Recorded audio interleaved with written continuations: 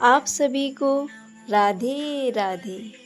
क्या आप जानते हैं कि 25 जुलाई से अगले 4 महीनों के लिए ब्रह्मांड के पालनहार भगवान विष्णु इस पूरी सृष्टि को किसके भरोसे छोड़कर जा रहे हैं?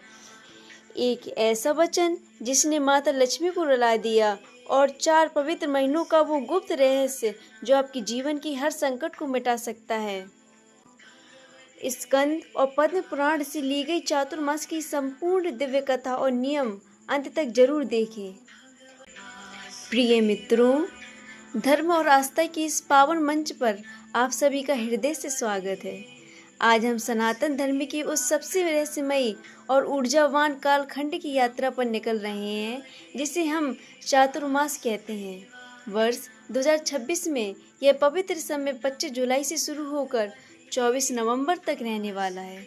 यह 4 महीने कोई साधारण दिन नहीं है। यह स्वयं को अंदर से शुद्ध और ईश्वर के सबसे करीब जाने का समय है। भक्त के प्रेम में बंधे भगवान। आखिर क्यों हर साल भगवान विष्णु 4 महीने के लिए क्षीर सागर में योग निद्रा में चले जाते हैं?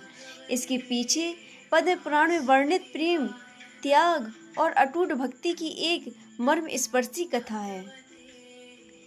एक समय की बात है, दानवीर राजा बलि ने अपने तपोबल से तीनों लोकों पर अधिकार कर लिया। देवताओं की रक्षा के लिए भगवान विष्णु ने वामन अवतार लिया और राजा बलि से दान में केवल 3 पग भूमि मांगी। भगवान ने 2 ही पग में धरती और आकाश नाप लिया। तब तीसरे पग के लिए कोई जगह बची ही नहीं, तो राजा बलि ने अपनी अगाध भक्ति का परिचय देते हुए अपना मस्तक प्रभु के चरणों में रख दिया। बलि की इस निश्चल भक्ति से द्रवित होकर नारायण ने उन्हें पाताल लोक का राजा बना दिया और वरदान मांगने को कहा। बलि ने रोते हुए कहा, प्रभु मुझे कुछ नहीं चाहिए, बस आप हर समय मेरे सामने रहें। भक्त के इस निश्चल प्रेम के वश में होकर साक्षात नारायण वैकुंठ छोड़कर पाताल लोक में निवास करने चले गए। स्वामी के वियोग में माता लक्ष्मी व्याकुल हो उठी। तब उन्होंने एक गरीब स्त्री का वेश धारण किया और पाताल लोक जाकर राजा बलि की कलाई पर एक पावन रक्षा सूत्र यानी कि राखी बांध दी।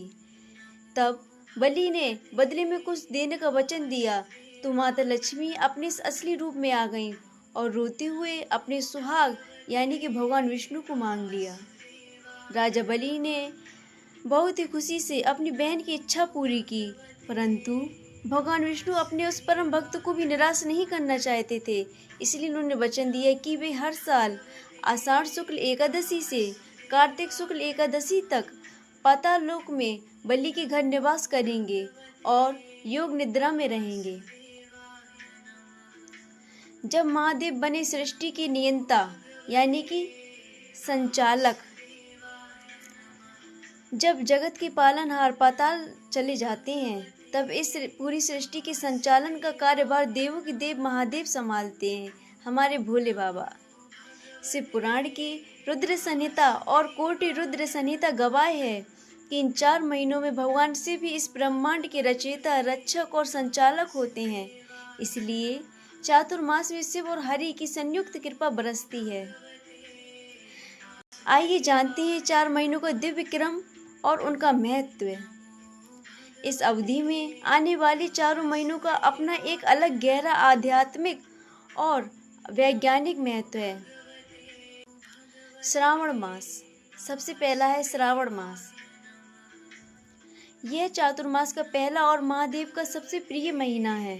इस दौरान शिवलिंग पर जलाभिषेक, रुद्राभिषेक और बेलपत्र चढ़ाने से वैवाहिक जीवन के कष्ट दूर होते हैं और उत्तम स्वास्थ्य की प्राप्ति होती है।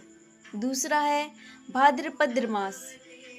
यह दूसरा महीना भगवान श्री कृष्ण की अगाध लीलाओं को समर्पित है। इसी महीने में श्री कृष्ण जन्माष्टमी और गणेश उत्सव जैसे महापर्व आते हैं। इस दौरान श्रीमद् भागवत महापुराण का श्रवण करने से संतान सुख और गृह शांति का वरदान मिलता है।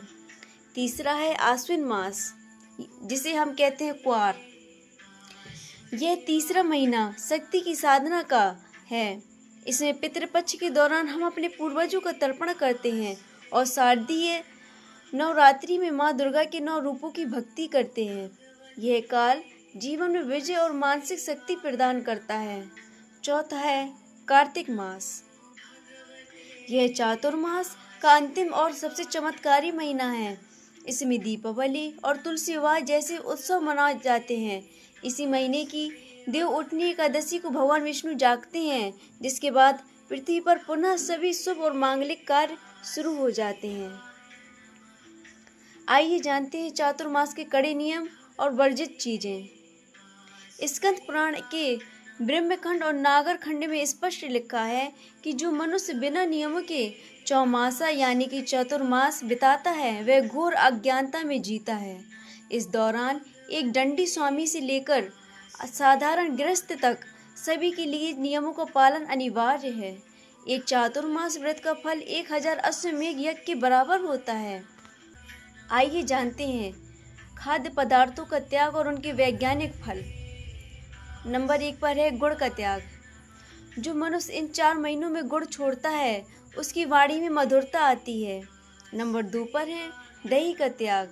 दही छोड़ने वाले मनुष्य को सीधे भगवान का दिव्य गोलोक धाम प्राप्त होता है। तीसरा है नमक का त्याग। नमक का त्याग करने से मनुष्य के द्वारा किए गए सभी परोपकार और धर्म के कार्य पूरी तरह सफल होते हैं। चौथा है तांबूल यानी कि पान का त्याग। पान छोड़ने से मनुष्य को भोग सामग्री की प्रचुरता मिलती है और उसका कंठ सुरीला होता है। पूर्णतः वर्जित चीजें। भगवान के शयन काल में शहद, अनार, नींबू, नारियल, हरी मिर्च, उड़द की दाल और चने का सेवन भूलकर भी नहीं करना चाहिए। शास्त्रों में कहा गया है कि जो नियम लेकर भी शहद खाता है वह महापाप का भागी होता है।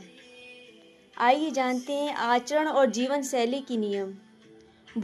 नंबर 1 में है भूमि शयन। इन 4 महीनों में पलंग का त्याग करके जमीन पर चटाई बिछाकर सोने वाला मनुष्य अपार धन से संपन्न होता है। नंबर 2 पर है बर्तनों का नियम। तांबे और कांसे के पात्रों में भोजन करना पूरी तरह वर्जित है। इसके स्थान पर मिट्टी के बर्तन या फिर पलास, मदार और बरगद के पत्तों से बनी पत्तल पर भोजन करना चाहिए। पलास की पत्तल पर भोजन करना साक्षात एकादशी व्रत के समान पुण्य देता है। नंबर 3 पर है सीमित भोजन। प्रतिदिन केवल एक समय नाप तौल कर भोजन करने वाला मनुष्य कभी रोगी नहीं होता और उसे अग्निष्टोम यज्ञ का फल प्राप्त होता है। जो केवल दूध या फल पर रहता है उसे 1000 जन्मों के पाप नष्ट हो जाते हैं। चौथा है परनिंदा का त्याग। इस काल में किसी की बुराई करना या सुनना सबसे बड़ा पाप है। जो मौन रहता है उसकी आज्ञा का कोई उल्लंघन नहीं कर पाता। नंबर 5 पर है वर्जित वस्त्र। चातुर्मास में काले, नीले और लाल रंग के वस्त्र धारण नहीं करने चाहिए। यहाँ तक कि केसर के प्रयोग से भी बचना चाहिए। आइए जानते हैं दिव्य स्नान, महामंत्र और दान का फल। चातुर्मास में जल तत्व विशेष रूप से शुद्ध और जागृत होता है, इसलिए तीर्थों पर और नदियों के संगम पर स्नान का अद्भुत महत्व है। विशेष स्नान विधि: रोज नहाने के पानी में तिल, आंवले का रस या बेलपत्र डालकर ओम नमः शिवाय जाप करके स्नान करने से अच्छे पुण्य मिलता है। महामंत्र: इन दिनों भगवान के सामने खड़े होकर पुरुष सूक्त का पाठ करने से कमजोर बुद्धि वाले बच्चे भी कुशाग्र बुद्धि वाले बन जाते हैं। साथ ही नमो नारायणाय मंत्र का मानसिक जाप करने से सामान्य दिनों से 100 गुना अधिक मिलता है फल। महादान: इस अवधि में दूध, दही, घी, मट्ठे, विद्या, भूमि और गौ यानी कि गाय का दान करने से मनुष्य अपनी 7 पीढ़ियों और पूर्वजों का नरक से उद्धार कर देता है। ऋषियों ने कहा है कि चातुर्मास में किया गया कोई भी जप, तप, होम, स्वाध्याय या देव पूजन अच्छे हो जाता है। जो मनुष्य एक या दोनों समय पवित्र पुराणों की कथा सुनता है और प्रभु के नाम का कीर्तन करता है वह जीवन के अंत में सीधे वैकुंठ धाम को प्रस्थान करता है। नमो नारायणाय। हर हर महादेव।